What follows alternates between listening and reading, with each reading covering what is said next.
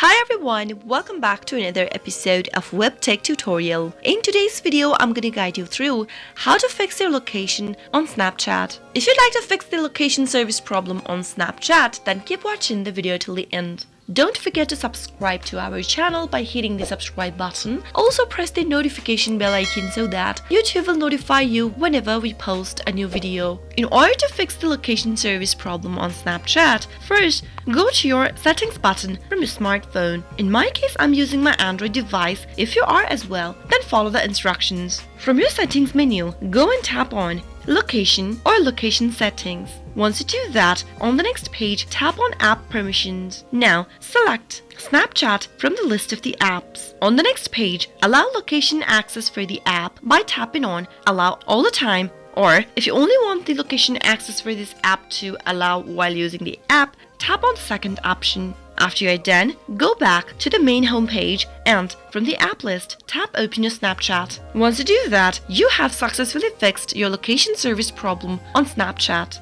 That is how it is done. I hope the tutorial was helpful to you. If it was, go ahead and give us a thumbs up.